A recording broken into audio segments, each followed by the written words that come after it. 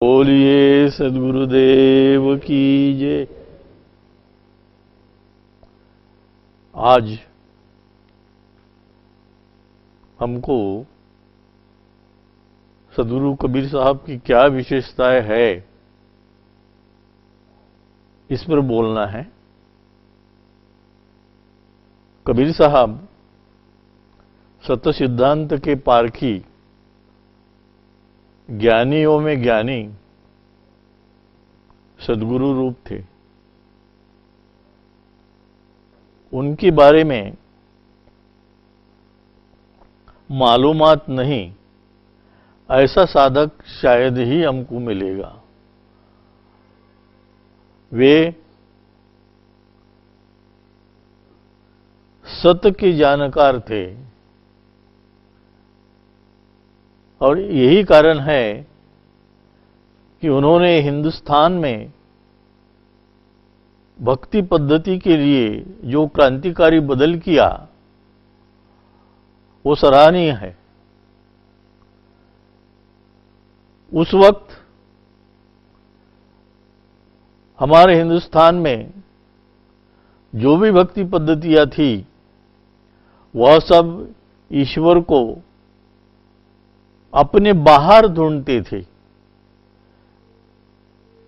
कोई योगी था, कोई तपी सन्यासी, कोई बैरागी, इस तरह से अलग अलग पद्धति से वे भक्ति करते थे। लेकिन कबीर साहब ने जो भक्ति बताई और जिस पद्धति से बताई उसके बारे में सभी जानकार उनको सराहने लगे, क्योंकि उन्होंने ईश्वर का अस्तित्व अपने अंदर बताया, बाहर नहीं। तब तक सब लोग ईश्वर को बाहर ही ढूंढते थे। उन्होंने कहा कि ईश्वर बाहर नहीं मिलेगा, उसको अंदर ही पाना होगा। इस वजह से ऐसा साधक शायद ही है, बिरला है कि जो कबीर साहब को नहीं जानता हो। उन्होंने जो भक्ति में क्रांति लाई उसके लिए उनको सभी याद करते हैं। आज 600 साल गुजर गए, 615 हो गए कबीर साहब आने को, फिर भी उनकी भक्ति पद्धति जस की तस बरकरार है, नहीं बढ़ रही है। उनको लोग उनके भक्ति पद्धति के लिए, उनके रहस्यवाद के लिए, उनके मानवतावाद के लिए जानते हैं, याद करते हैं। और उन्हीं की बताई हुई भक्ति पद्धति के सिवाय और किसी भक्ति पद्धति से हम ईश्वर तक नहीं पहुंच सकते, ऐसा उनका दावा था। ये सब बातें उन्होंने जब बताई तो लोगों को ऐसे लगा कि कुछ तो भी क्रांति हो रही है, और वह भक्ति इतनी सहजता से कर सकते हैं कि कोई भी साधक अपने आप को उनके भक्ति पद्धति के द्वारा सतनाम तक पहुंचने में समर्थ हो सकता है। क्योंकि उनकी भक्ति पद्धति ही ऐसी है। जिस आत्मा की खोज करने के लिए इसी योग पद्धति के द्वारा 50 साल लगते थे 7 चक्र वेदन करने के लिए, उस भक्ति पद्धति को कबीर साहब ने इतने जल्दी पहुंचने का रास्ता खोज के निकाला कि आदमी को 2, 4, 5 मिनट ज्यादा से ज्यादा या 2, 4, 5 सेकंड कहता हूं मैं, इतने कम समय में हम आत्मदर्शन कर सकते हैं। यह एक भक्ति में क्रांति थी, इतनी बड़ी क्रांति कि आज तक वो किसी ने नहीं की। हम अपना आत्मदर्शन, क्योंकि हमारे अंदर होने की वजह से वो हमारा आत्मा है और हम उसका दर्शन इतने कम समय में कर सकते हैं। तो कबीर साहब ने जो किया और कहा उसको वास्तव में सिद्ध करके बताया। कबीर के बारे में कहते हैं, कक्का केवल नाम है, बब्बा बीज शरीर, रर्रा सब में रम रहा, ताका नाम कबीर। वो हमारे में रम रहा है।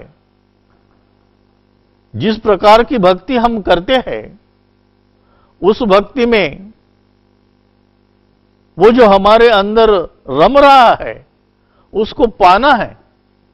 उसको पाना है तो उन्होंने जो बताया है, जिस शब्द सुरती योग की बात वे करते हैं कि शब्द सुरती योग द्वारा हम अपने सतनाम तक, अपने हृदय में जिसका वास है, परमात्मा का वास वे मानते हैं हमारे हृदय में है।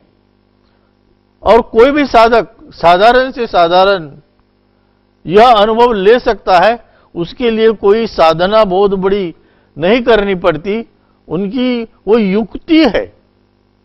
उस युक्ति को यदि हम अडॉप्ट करते हैं तो आत्मदर्शन और परमात्मा दर्शन, शायद आप लोगों को ऐसे लगता है कि आपने कैसे जाना कि यह आत्मा है, ये परमात्मा है। उसकी भी टेस्ट बताई है उन्होंने। जैसे हम स्कूल कॉलेज में पढ़ते हैं, प्राध्यापक हमको एखादा प्रयोग बताता है, उसको उसके प्राध्यापक ने सिखाया है। ये मूल संशोधन जिसने किया है वहां तक के जाओ तो आपको पता लगेगा कि बात सही है। मूल संशोधक, बाद में हमारे प्राध्यापक, बाद में हम, ये तीनों का मत यदि एक है तो ये झूठ नहीं हो सकता, गलत नहीं हो सकता। यही टेस्ट आध्यात्म में हर आदमी ने अडॉप्ट करना चाहिए और उसके द्वारा हम सही है गलत है इसकी पहचान करनी होगी। तभी तो सही क्या गलत क्या इसका पता लगेगा। सिर्फ बातों से नहीं, एक्सपेरिमेंट करके वो प्रूव करना पड़ेगा। और यही काम कबीर साहब ने किया, उसको प्रूव किया। और जब उन्होंने प्रूव किया और साधकों को बताया तो सब में एक क्रांति निर्माण हो गई। सब ये चाहते थे कि कहां है कबीर, कौन है कबीर, और उसके द्वारा हम कैसे सतनाम तक पहुंच सकते हैं। सतनाम ये ऐसा नाम है जो हमारे अंदर होते हुए भी हमारा निर्माता है। उसी के द्वारा हम निर्माण हुए हैं, उसी की भक्ति द्वारा हम वहां तक पहुंच सकते हैं। और इसी तरह से उस सतनाम को हम जान सकते हैं। उनके लिए ये बात कोई महत्वपूर्ण नहीं थी कि इसको कैसे समझाया जाए। उन्होंने जो भक्ति पद्धति हमें सिखलाई उसका नाम उन्होंने दिया शब्द सुरती योग। इस शब्द सुरती योग की महिमा यह है कि जब हम इस शब्द में सुरती मिलाते हैं, यानी दोनों की संधि करते हैं, जिसे योग कहते हैं, शब्द सुरती योग। शब्द और सुरती का योग जब हम करते हैं तो उसके द्वारा हम सहजता से अपने हृदय के अंदर प्रवेश करते हैं, वहां का नजारा देखते हैं। देखते नहीं बनता, हम तीन लोक में ही विचरण करते हैं। सभी संतों ने, सभी साधुओं ने तीन लोक की ही बात कही, चौथी लोक की बात कोई नहीं कर रहा। कबीर साहब एक ऐसे हैं कि जिन्होंने चौथे लोक की बात की। 3 लोक के बाहरे, उसके परे निकल जाओ, 7 श्रुति के पार। 7 श्रुतियां जो हमारे 7 ज्ञानेंद्रियों की दी गई है, उससे परे निकलना है। तो हवा हंस पहुंचाओ सम्राट के दरबार। वहां से जब आगे निकलते हैं तो सम्राट के दरबार में पहुंच जाते हैं। इतना सुंदर योग, इतना सुंदर अनुभव आप शायद ही ले सकते हैं। तो ये जो अनुभव है उनका, वह कोई फैलेसी नहीं है, झूठ नहीं है। यह प्रयोग कोई भी साधारण से साधारण साधक भी कर सकता है और वहां तक पहुंच सकता है। कोई परेशानी नहीं उसको। जो कुछ भी परेशानियां आती है वो उनके रहस्यवाद में सुलझाई गई है। कबीर रहस्यवाद के लिए वे प्रसिद्ध है। उन्होंने अपने रहस्यवाद में जो भी कठिनाइयां साधक को आती है उसका वर्णन किया है और साधक को सावधान किया है कि देख, तू यहां होशियार रहना, यहां उल्टी मोड़ है, पलट जाना, बंकनाल है, फिसलन है, सब कुछ समझाया। और इस तरह से उन्होंने साधकों के लिए जो किया है उसको हम भुला नहीं पाते। यही तो कारण है कबीर का जन्म सत संवत 1446 से 15 से 75 और ईस्वी सन की भाषा में 13 से 98, 15 से 18, यानी वो इस धरा पर 120 साल रहे और यही काम किया उन्होंने जिंदगी भर। अपने भक्ति पद्धति का जो भी ब्यौरा उन्होंने दिया है उसमें कहा है कि यदि आप मेरी भक्ति जानते हो तो आपको कोई परेशानी नहीं है। ये केवल उनकी ये नहीं थी डिंग कि मैं बहुत बड़ा हूं, नहीं, वे कहते हैं हम दास, दासन के दास, मैं दास हूं, सबका सेवक हूं। उनके मन में कभी अहंकार नहीं आया और वे कहते हैं जिसके मन में अहंकार आता है वह गिर जाता है। इतनी सिंपल बात, लेकिन उन्होंने जो किया वो सतनाम को साक्षी रख के ही किया। और उनका केंद्र बिंदु क्या था? इसके पहले जो भक्ति करते थे उनका केंद्र बिंदु भगवान था। भगवान के लिए सब कुछ कर रहे थे। जिसे भी हम भगवान मानते हो, जो भी पंथ में जो जिसको मानते हो, पर कबीर साहब ने मानव को केंद्र बिंदु माना, मनुष्य को केंद्र बिंदु माना। यदि आप मनुष्य का उत्थान कर सकते हो तो सही बात है, यदि भगवान का उत्थान करने निकले हो तो गलत है। वो तो पहले ही भगवान बन बैठा है, आप क्या उत्थान करोगे? पर कबीर साहब का केंद्र बिंदु मानव था। इतनी विशेषता थी उनमें कि जो कुछ वे करते थे और कहते थे वो सिद्ध करने की पात्रता उनमें थी। वो सिद्ध करते थे। उनके भक्ति पद्धति की भी कुछ विशेषताएं हैं। वे कहते हैं मेरी भक्ति युक्ति कर जाना, ताका वागमन न जाना। भक्ति करे तब मुक्ति को हुई, नहीं तो बाना जाए भी। भक्ति करनी ही पड़ेगी। हर धर्म, हर शास्त्र, हर पंथ भक्ति की बात करता है, पर भक्ति किसकी करनी है इसके बारे में सब साशंक है। हम जिसकी भक्ति करते हैं वो हमारा उद्धार करता है क्या? ये पहला प्रश्न उसके मन में आता है। और जब हम जिंदगी भर भक्ति करते जाते पर निष्कर्ष कुछ नहीं होता, तो फिर शंका आती है कि क्या हमारी भक्ति सही है? यदि नहीं तो हम क्यों उसके पीछे पड़े हैं? तो मेरी भक्ति युक्ति कर जाना, ताका आवागमन नशाना, ये युक्ति की भक्ति है उनकी। यदि आपको आवागमन के चक्र से छूटना है तो उनकी युक्ति की भक्ति अपनानी ही पड़ेगी। और वो इतनी सीधी और सरल है युक्ति कि कोई भी साधक कितने भी उम्र का रहे वो कर सकता है।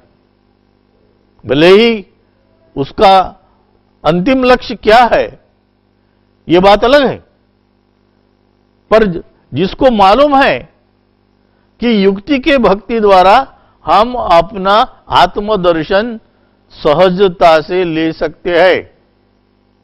आपकी जो आत्मा है आपके अंदर है, वैसे ही आपका जो परमात्मा है वो भी आपके अंदर है।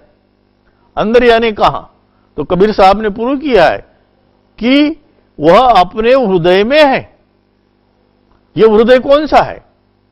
आध्यात्मिक दृष्टिकोण से हृदय अलग है और हमारे मेडिकल दृष्टिकोण से हृदय अलग है। जो हमारे बाईं तरफ धड़क रहा है, जो रक्त शुद्धिकरण की मशीन है, वो दिल अलग है, वो हृदय अलग है। लोग उसी को जानते हैं, दूसरे हृदय को नहीं जानते। उस दूसरे हृदय को ना कभी रोग होता है, ना कभी वो बीमार पड़ता है। वो अंतःकरण इतना साफ और शुद्ध है कि आप वहां पर कभी भी किसी भी समय कौन से भी काल में जा सकते हैं, कोई अड़थड़ा नहीं। एक बार गए, 2 बार गए, 10 बार गए, 50 बार गए, तो भी कोई रुकावट नहीं आपके लिए। इतना साफ स्पष्ट शब्दों में कहने वाला महात्मा इसके पहले कभी हुआ नहीं और उनके बाद भी कोई हुआ नहीं। इतना स्पष्ट है कि वो जो कहते थे वो करके दिखाते थे, नहीं तो नहीं बोलते थे। वो बोलते थे कि नहीं, इसमें संदेह है, इसमें संदेह है। संशय सब जग खंडिया, संशय खंडे न कोई, संशय सो जन खंडई, जो शब्द विवेकी हो। उन्होंने शब्द का इंट्रोडक्शन किया। देखो ये शब्द कौन सा है? ये शब्द हमको सतलोक तक पहुंचाने के लिए कार्यरत रहता है। सबकी व्याख्या दी है उन्होंने, जैसे जैसे आएगा वैसे उसकी व्याख्या करेंगे। पर यह बात सही है कि ये जो उनके भक्ति पद्धति का कंक्लूजन है वो ये है कि उनके भक्ति द्वारा हम साधक को सतनाम तक सहजता से पहुंचा सकते हैं, आत्मा परमात्मा के दर्शन कर सकते हैं। और हम युक्ति की भक्ति द्वारा सभी भक्तियों को बाजू करके इसका यदि आप अवलंबन करते हैं तो वह साधक सहजता से सत्यलोक तक पहुंच सकता है। ये उनकी भक्ति पद्धति की विशेषता है। जो जो भी उन्होंने बताया और किया वह मानव को केंद्र बिंदु मानकर किया है। मानव को जब तक आप उत्थान के लिए तैयार नहीं करेंगे तब तक आपके भक्ति पद्धति का कोई उपयोग नहीं, कोई थारा नहीं। यदि हम ये करते हैं तो सही में इस साधक को सतनाम तक पहुंचा सकते हैं। यही कबीर साहब का कहना है और वह हम अडॉप्ट करके वहां तक पहुंच सकते हैं। बोलिए सद्गुरुदेव की जय।